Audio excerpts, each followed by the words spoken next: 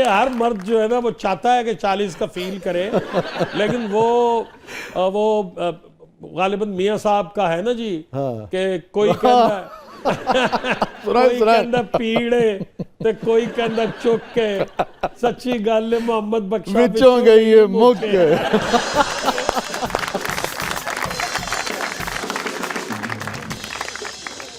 नहीं, लेकिन माशाल्लाह वो तो चलिए हल्के फुल्के अंदाज में बात हो रही थी, लेकिन आप बहुत फिट है माशाल्लाह अपनी एज के हवाले से, और बहुत यानी कि ग्रेसफुली जिसे कहते हैं ना एज कर रहे हैं। अल्हम्दुलिल्लाह सर, बस वो कोशिश करते हैं सर कि अच्छे अंदाज से ही जवानी भी अच्छे अंदाज से गुजार दी अल्लाह ने, अल्लाह की करम नवाजी रही, तो अब जो जिस उम्र में हम हैं वो भी अल्लाह इज्जत आबरू से और ज़रा खूबसूरती से गुजार दे, तो उसकी नवाजिश है इंशाल्लाह। अच्छा, उर्दू में तो नहीं है वो अंग्रेजी का जो मुहावरा 40 नोटी, उस पर आपका कोई यकीन है कि नहीं है?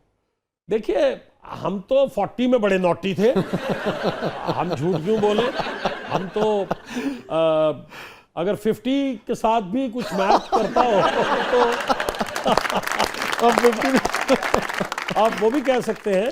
बस अब जवाब दे गए।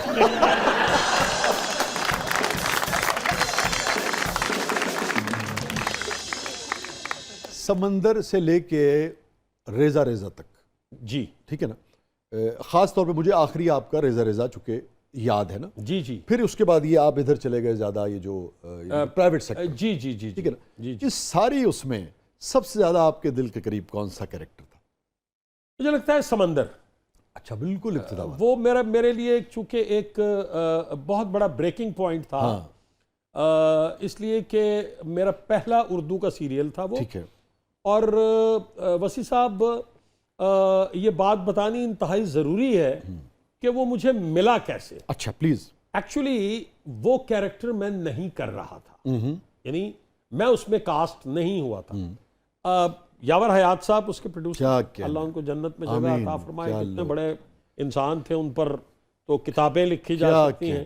क्या तो मुझे कराची जाना था, मुझे याद है, तो मैंने उनसे पूछा कि सर मैंने सुना है कि वो ड्रामा होने लगा है और मुझे पता चला है कि मैं उसमें हूँ, मुझे कास्ट किया गया है उसमें।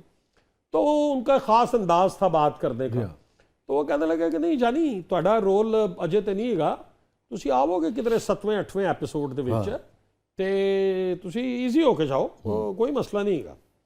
तो मैं बड़ा डिप्रेस सा हो गया कि यार 7वें 8वें एपिसोड में, उस जमाने में 13 एपिसोड का प्ले होता था। मैंने कहा 5 एपिसोड का कैरेक्टर होगा। खैर कट इन शॉर्ट मैं कराची चला गया। तो मैं आदम जी ऑडिटोरियम में रिहर्सल कर रहा था। तो मेरा ना खामखा ये हुआ कि मैंने कहा यार मैं अपने दफ्तर जा रहा हूँ। तो उस जमाने में हमारा डिस्ट्रीब्यूशन ऑफिस था कराची में। मैं वहाँ पहुँचा तो मेरे चचा ने कहा कि यार तुम किधर थे, वो घर से फ़ोन आया हुआ है तो फ़ोन मिला लो। तो उस जमाने में फोन बड़ी मुश्किल से मिलता था, बात बुकिंग करानी पड़ती जी, वो तो कॉल बुक करवानी पड़ती थी ना जी। 3 मिनट की कॉल होती थी, गल बनन लगती सी तो कॉल कर जाती सी। वो तो खैर हुण भी चल रहा वे कि गल बनन लगती है तो कॉल कटी जाती है। बहुत अच्छे जी। हुण फर्क सिर्फ इन्ना है कि कट्टण वाले कुछ होर ने। बहरहाल असीं कोई सियासत वाले पासे नहीं जा रहे, ना ही जाना चाहते हैं। इस बुढ़ापे दे विच गर्मी असीं बर्दाश्त नहीं कर सकते।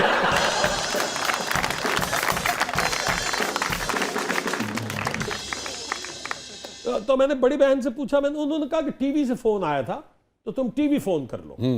तो अब टीवी का नंबर तो और मुश्किल से मिलता था क्योंकि एक्सचेंज में आपको मिलाना पड़ता, तो बिजी होता था। वसी भाई मैंने कॉल मिलाई है और ठक करके नंबर मिला है, और वहां पे एक ऑपरेटर होती थी रेहाना आपा, अच्छा, बहुत प्यार करती थी हमसे। तो उन्होंने कहा वो बेटे होल्ड करो तुम 1 मिनट, मैं मिला रही हूँ। तो उसने यावर साहब के कमरे में मिलाया फोन। तो अरशद तबस्सुम मरहूम जी, जो बाद में रेजा वाले डायरेक्ट किया था, वो उस वक्त असिस्टेंट थे यावर साहब के। तो उन्होंने फोन उठाया, उन्होंने कहा तो कितने में? मैंने कहा मैं कराची। और होल्ड कर, फोन ना बंद करी, होल्ड पे रखी।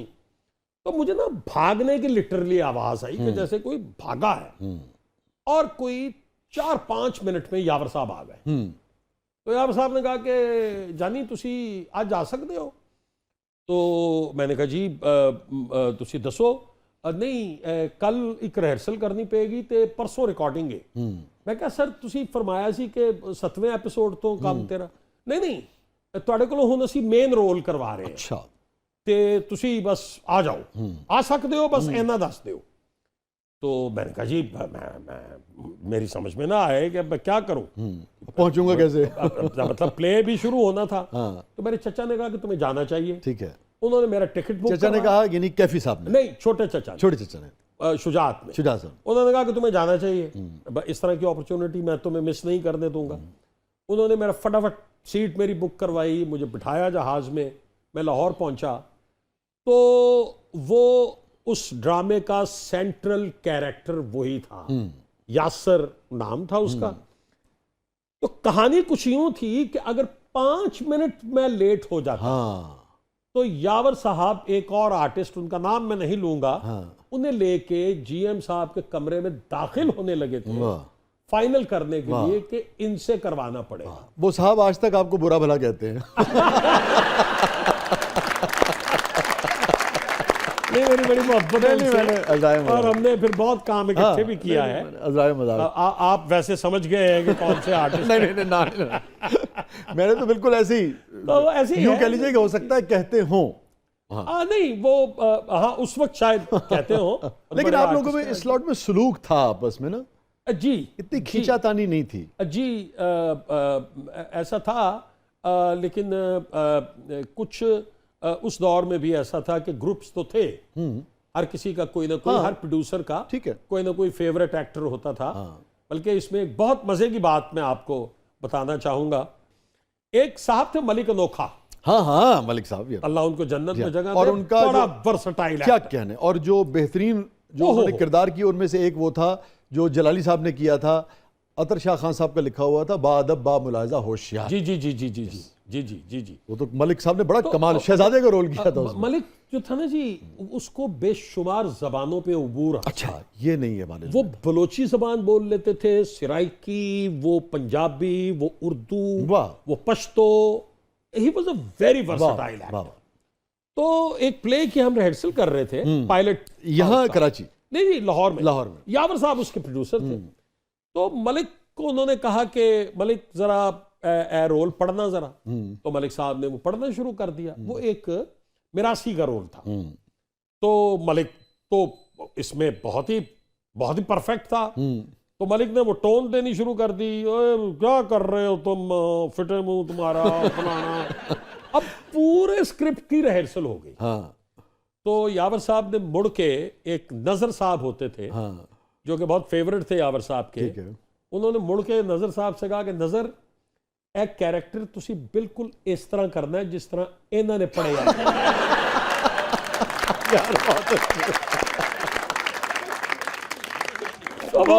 हक्का बक्का रह गया यार, ये क्या किया है यावर साहब, ये क्या हरकत है भाई। वाह, मुझे बाहर निकल के बड़ी उसने, हम तो हंस हंस के वैसे ही गिर।